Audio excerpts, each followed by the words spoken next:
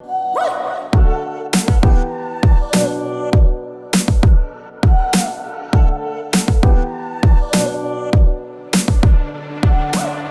to Barcelona and the Smart City Expo 2019. Today it's all about the city of tomorrow, and what this means regarding to mobility, let's find out now.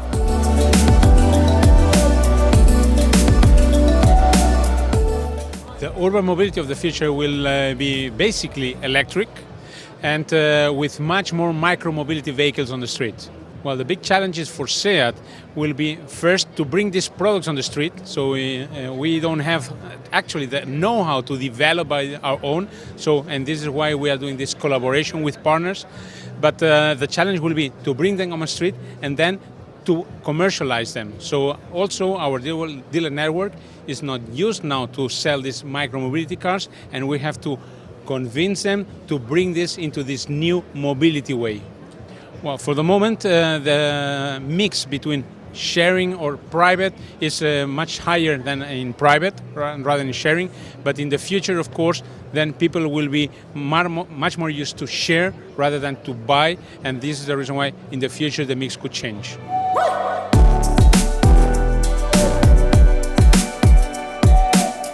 When we talk about smart cities, we of course talk about electric mobility, and this is not only something for private use, it's also something for commercial vehicles, like this waste collector here. That car can pick up to 20 cubic meters of waste and it's fully electric. And the noise you hear is not from that truck.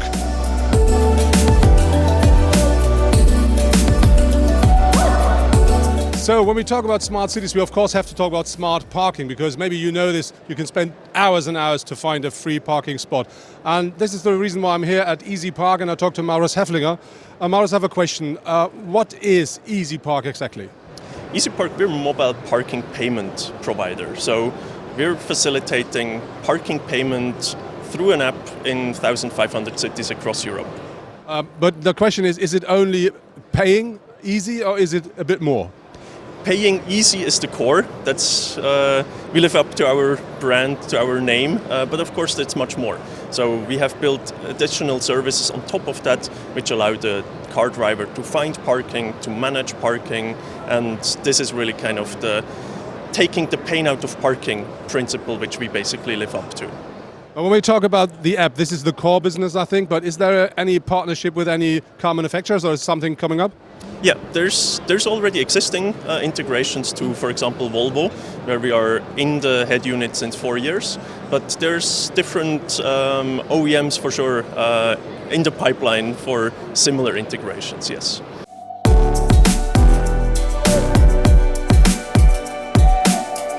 When we talk about big cities like New York, Peking, Shanghai or London, we're not only talking about transportation of people inside of the city, we're also talking about how people will get in and out of the city. And this is the reason why at this Smart City Congress you do find production companies of big trains as well.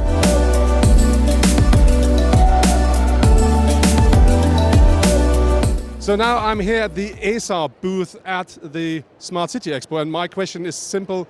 What does the space and this concept here brings together? And with me is Bernhard Hufenbach from the ESA. Mustafa, I have a question. Why is the ESA here on a booth or on an expo where we talk about smart cities? The space has a fantastic downstream dimension. We have application programs like Earth observation, telecommunication, navigation. All these services offer application for future smart city solutions, and so we are trying to understand how we can provide better services for new customers, and smart city is one of our future application fields. When we talk about the future and the ESA, is it possible to talk about being somewhere different than on Earth? Of course, already today on the International Space Station we have since 10 years permanent presence of astronauts doing fantastic science for society. The next destination will be Moon.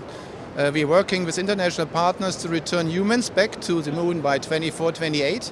And the idea is to be smart on the Moon. That means if we want to be on the Moon, we want to be sustainable. That means we need to integrate new technologies like on a smart city also in the future Moon operations. So as you see, the future is now, and I think it's Barcelona, maybe tomorrow it's the Moon. These are these typical microcars, fully electric and perfect for the city, but to be really honest, if I should choose, I would prefer a Seat Me Electric because I will fit in that one easier than in this one.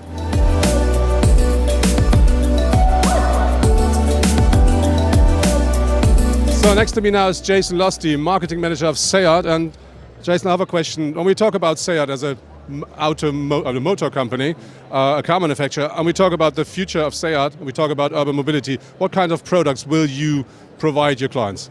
Well, we'll continue to offer great cars as we have done in the past, but in addition to that, we will be presenting a whole range of micromobility products. And just like we presented today here at the Smart City Congress, we've got the e-scooter concept, our first electric motorbike or motorcycle. We've got the e-kick scooter, which is a kick scooter that is electrically powered. And I'm standing in front of the Seat Minimo concept, which is a completely new concept for urban mobility.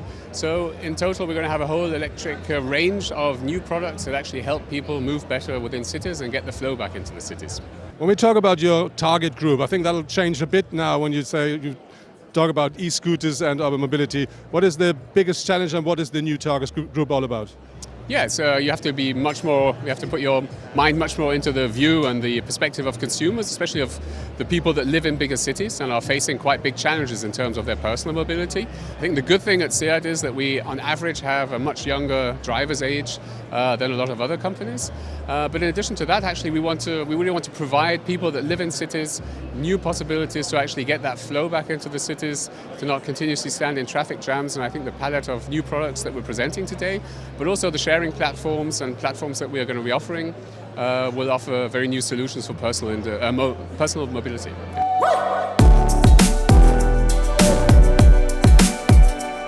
So this is it, the Seat World Premiere at the Smart City Expo, which is the first Seat e-scooter. It's a concept, but it got quite interesting figures. So the car features an 11 kilowatt engine, and it has a maximum range of 115 kilometers and top speed is 100 kilometers per hour. And very interesting is the battery, because you can just remove it from the vehicle, you can charge it at home, or you can just put a different or new one into it, you just change it so very quickly. And on top there is an app connected with your electric motorcycle, which not only provides you the opportunity to say where is it actually, it also gives you information about how much capacity the battery still has available. Now at the booth of Silence, and Silence is not only the new partner of Seat when it comes to e-scooter, it's also a company that develops scooters and battery systems, and they do have a quite interesting system because you don't have to charge the battery inside of your scooter. You can just pull it out of the scooter, go to a Silence store and just change it into a new one. And this is something you may find in the future in the whole of Barcelona as well, maybe in the whole of Europe. I think quite a nice idea. And to get a bit more about Silence and the company, let's talk to the CEO now. The scooter is designed for acceleration. Maximum speed is 100 kilometers an hour. Acceleration is 0 to 50 in 3.8 seconds. That is a very speed vehicle in the category of motorbike, category of like 125. We are concentrating in this category. We are not mopeds, and we concentrate in the category that is biggest category in Europe, in the 5 top markets. No? We will be very happy if we can make some type of cooperation with other OEMs for really standardize the battery packs. Okay, there is a great opportunity. First of all, for us is an exciting moment as Seat choose us in front of many others electric motorbikers, and these are for Silence. It are recognized us as making a good work in the past, and hope there is a great opportunity. For sure, when we are a little company, and with Seat we can grow very fast, really.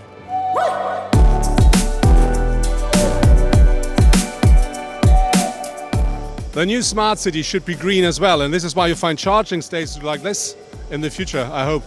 But it would be better if it's made for taller person, not only for dwarfs.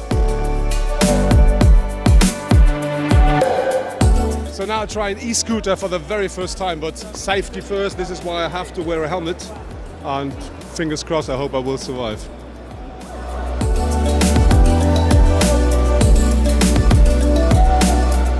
These e-scooters are a bit, let's say, wobbly or weak, but to be honest, I drove it for the very first time and I drove one of the first generation. So if you look, for instance, at the newer ones, for instance, the one that Seat now produces in cooperation with Segway, this one is a lot more, let's say, stable and it got a higher steering. So that makes the whole thing a little bit easier. And I think so this is a completely different game then.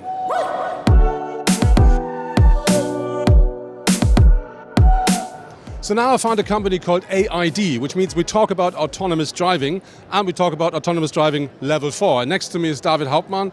David, can you explain to me what does AID mean and what do you do?